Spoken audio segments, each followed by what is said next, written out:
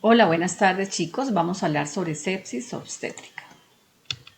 Bueno, este tema es muy importante chicos porque no solamente tiene que ver con el manejo de las pacientes obstétricas, sino también con el manejo de pacientes adultos, de cirugía, de pediatría, por lo cual pues es común a todas nuestras especialidades. Es muy importante porque como pueden ver, la sepsis es la principal causa de muerte en la mujer, en las pacientes críticamente enfermos. Ocurren 20 a 30 millones de casos anuales a nivel mundial. Del 2 al 11% de todas las hospitalizaciones tienen que ver con procesos infecciosos y es la décima causa de todas las muertes. Recuerden también algo muy importante que la sepsis y choque séptico, la mortalidad comienza desde un 10 hasta un 60%. Para hablar en general de sepsis, en general en los adultos, miremos este estudio multicéntrico que se hizo en Colombia hace algunos años, y lo que nos plantea básicamente es que, para que recordemos, la principal causa de sepsis de origen en la comunidad es la infección urinaria y en segundo lugar la neumonía, y a nivel hospitalario, la principal causa de sepsis de origen hospitalario es la neumonía y al contrario sería la infección urinaria como segunda causa. Hay otras causas importantes como infección de tejidos blandos, procesos intraabdominales, pero para recordar estos dos conceptos en relación con posibles etiologías como causas más frecuentes en relación con sepsis. En la mujer embarazada hay condiciones especiales típicas del embarazo como la coriomionitis, la sepsis puerperal, el aborto séptico, y condiciones muy particulares en relación con la infección urinaria que suele tener complicaciones importantes en relación con la pielonefritis. Recordemos que hace parte de la famosa triada letal, que es causa importante no solamente de muerte, sino de morbilidad materna y de morbimortalidad fetal. Aquí recordamos la triada letal, de la cual ustedes deben ir muy bien preparados, conformada por hemorragia, trastornos hipertensivos y sepsis. Miremos la mortalidad materna en el 2018, donde eran las principales causas, hemorragia, trastornos hipertensivos y sepsis. De las tantas muertes que hubo, 277 en el 2018 y 297 en el 2019. Y miremos que aquí también las principales causas corresponden a los mismos eventos, incluida la sepsis. Por eso es tan importante que hablemos de esto. Bueno, hablemos de las definiciones de sepsis que han venido cambiando a raíz del tercer consenso que salió publicado en el 2017 y que nos hablaba, aquí nos comparan el sepsis 2, que era el que manejábamos antes como concepto de sepsis, que era todo paciente con SIRS secundario a un foco infeccioso. Y hablábamos en esa época de sepsis severa, que es el que tenía disfunción de órgano, y choque séptico cuando teníamos hipotensión refractaria. Ya en el nuevo concepto que estamos manejando ahora, que es sepsis 3, nos corrimos un poco hacia el concepto de sepsis, ya no hablamos de sepsis severa, sino que esto corresponde a sepsis, es todo paciente con un proceso infeccioso con disfunción de órgano, es decir, ya este concepto ya desaparecería y el choque séptico sí permanece igual. Ahorita les explico un poquito más esta gráfica que es bien importante. Bueno, entonces, en este orden de ideas, la sepsis es un síndrome caracterizado por una disfunción orgánica potencialmente mortal, y aquí lo más importante es que es causada por una respuesta inadecuada del huésped ante una infección. Y ocurre cuando esa respuesta del cuerpo a esa infección daña los propios tejidos y órganos. Digamos que las dos cosas fundamentales es esto: respuesta inadecuada excesiva del huésped y daño a los propios tejidos y órganos. Y en la sepsis materna, pues esa afección también potencialmente mortal, pues que ocurre durante el periodo del embarazo, el parto, el posaborto y el posparto. Como les decía, en cuanto a las definiciones, pues hemos sufrido un cambio diametral. En el concepto de sepsis 2, había un grupo muy grande de pacientes donde estaban los realmente muy enfermos, críticos, con riesgo de mortalidad, y un grupo de pacientes que no lo estaban tanto.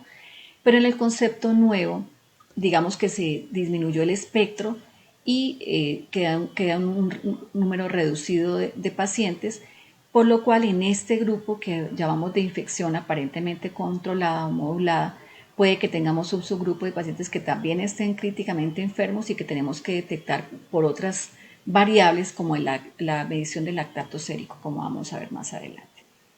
En esta preocupación que tenemos, pues han habido varios estudios comparando estas dos variables, el que manejábamos antes, el SIRS, que era como la base fundamental del concepto de sepsis 2, en relación con el QuickSOFA, y lo que básicamente nos muestran estos estudios, estos metaanálisis con un grupo importante de pacientes, En favor de SIRS es que es muy sensible y es obvio, detecta muchos casos, pero es poco específico.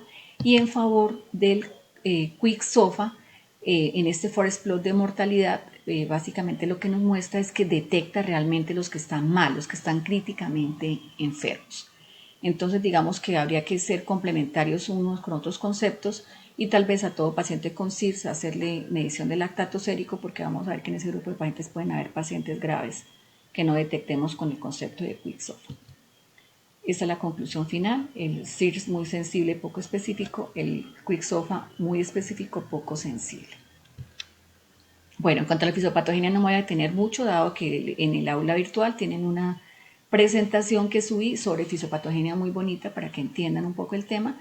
Recordar sencillamente pues que tenemos unos gérmenes, bacterias, micobacterias, virus, que son generadores de esa respuesta infecciosa, de esa respuesta inflamatoria, y que es muy importante el balance entre el sistema proinflamatorio y antiinflamatorio, que son llamados SIRS y CARS, que cuando no hay ese balance y se va hacia la parte proinflamatoria, hay una alteración de la parte proinflamatoria, tenemos un paciente enérgico, y que si está alterada la respuesta antiinflamatoria tenemos un paciente que va a hacer sepsis, lo cual tampoco está bien.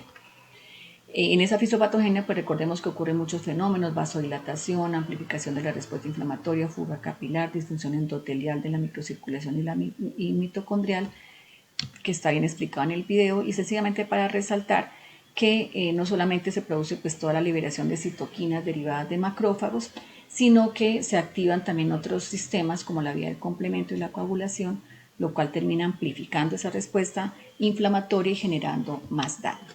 Este artículo nos plantea un poco lo que ocurre así como finalmente en un paciente con sepsis, donde pueden haber cambios hemodinámicos globales con vasodilatación, hipovolemia, disfunción miocárdica, que es el típico shock distributivo de la sepsis.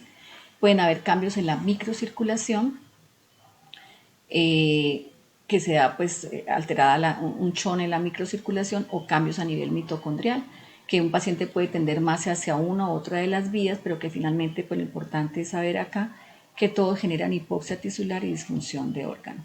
Aquí en fisiopatogenia recordemos un poco nuestros conceptos de fisiología, que hablábamos del sistema respiratorio, donde captábamos el oxígeno que se transportaba a través de los glóbulos rojos a los diferentes tejidos y a la célula, donde tiene un papel fundamental ese oxígeno que entra al ciclo de Krebs, donde se forman los ATPs. Recuerden que la energía que está almacenada en esos ATPs es fundamental para que funcionen todas la célula haga todas sus funciones, y un punto muy importante dentro de esas funciones y que necesita esa energía es la membrana celular. Recordemos que la membrana celular tiene la ATPasa sodio-potasio, que requiere de energía para sus funciones básicas. Entonces, si no tenemos ese ATP, en favor de un gradiente de concentración, entra a la célula sodio que arrastra agua, y esto obviamente va a producir lisis de la célula y muerte celular. Entonces, esto para recordar que cuando un paciente está con sepsis, no solamente tenemos que ver el concepto macro del paciente que está ya intubado y que de pronto sale vivo, bendito sea mi Dios, sino el paciente que va a sufrir daño en muchos órganos, porque muchas células van a morir porque han tenido este fenómeno de hipoperfusión tisular y de daño de muchas células, y va a quedar con secuelas. Incluso se habla de que muchos de estos pacientes acortan su expectativa de vida.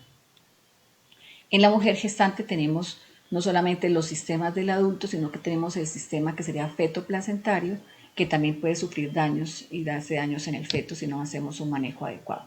En este orden de ideas tenemos entonces el paciente que tiene una infección, que es la presencia de gérmenes en tejido estéril, que hace una bacteremia, que son presencia de bacterias viables en la sangre; el que hace una respuesta inflamatoria, que recuerden que no solamente tiene que ver con infección, sino que puede ser secundario a trauma, quemaduras, pero que cuando es secundaria a una infección y hace una respuesta adecuada, la llamamos infección sistémica modulada. Es un estado hiperdinamico hipermetabólico, que es el ideal, el cual debemos hacer ante una infección o responder ante una infección, pero que cuando esta disfunción, esta respuesta es inadecuada, es excesiva y empieza a producir daño en nuestros propios tejidos, es cuando hablamos de sepsis, cuando ya necesitamos donde hay cambios circulatorios, anormalidades metabólicas, necesitamos vasopresores. Si tenemos hiperlactatemia, ya hablamos de choque séptico. Y finalmente, disfunción orgánica múltiple si no hago el manejo adecuado y llevamos finalmente a la muerte. ¿Qué es lo importante hoy? Quiero que aprendamos el concepto es ser capaces de identificar el paciente que tiene una infección sistémica modulada del paciente que está haciendo sepsis, es decir, ser capaz de identificar este paciente crítico que está en malas condiciones, que puede morir, para que hagamos un manejo adecuado, dado que ese manejo en la primera hora es fundamental. Es muy importante lo que hagamos y cómo enfocamos a este paciente.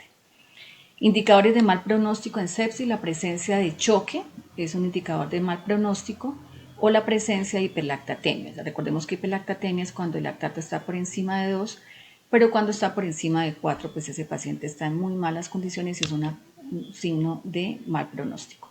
Que la mortalidad en sepsis comienza en el 10% y puede llegar hasta el 60% de choque séptico, y que tenemos una serie de variables que tenemos que valorar en todos los sistemas: respiratorio, coagulación, hepático, cardiovascular, sistema nervioso y renal, que es el que valoramos ya cuando hacemos el estudio más concienzudo del paciente que llega con infección, pero que tenemos que aprendernos. Esto es parte de la cultura general de un médico general, que son los criterios de Quick-SOFA, donde básicamente valoramos la frecuencia respiratoria mayor o igual a 22, se considera anormal, la alteración del estado de conciencia, o la sistólica menor de 100. Vamos a ver que en las gestantes este parámetro cambia, ya miramos más adelante, y este es un criterio de valoración rápida al lado de la cama de los pacientes que tienen sospecha de infección y es que es probable que tengan sepsis y por tanto malos resultados. Se considera sepsis 2 o más criterios.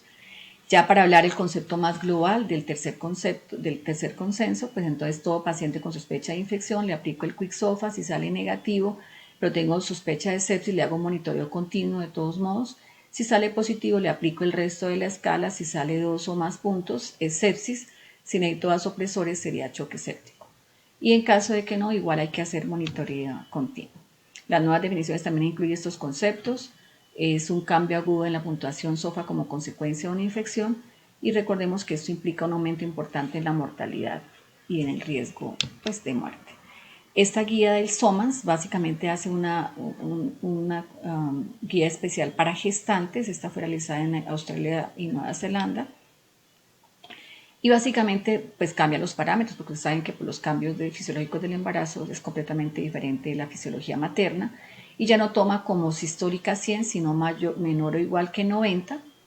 La frecuencia respiratoria ya no es mayor o igual a 22, sino mayor de 25, y se persiste el parámetro de alteración del estado de conciencia. Les decía que para poder tener un poquito más de captación de estos pacientes tenemos que aplicar dos variables adicionales: la medición del lactato sérico. Van a haber muchos pacientes que, estando críticamente enfermos, aparentemente no tengan estas variables alteradas, entonces el lactato por encima de 2 nos permite identificar este grupo de pacientes, y el llenado capilar. Esta sería la versión larga del SOFA Score, pero para gestantes, ustedes lo revisan. Y en cuanto a la evaluación inicial de la escala de evaluación inicial de un paciente con sepsis, recordemos estos conceptos, que es PIRO, que sería la mnemotecnia, predisposición. Hay que saber que hay factores genéticos que condicionan una mayor mortalidad. Prácticamente hay pacientes que están genéticamente programados a complicarse y morir de una sepsis, porque tienen un polimorfismo genético que lo hace responder así ante una infección.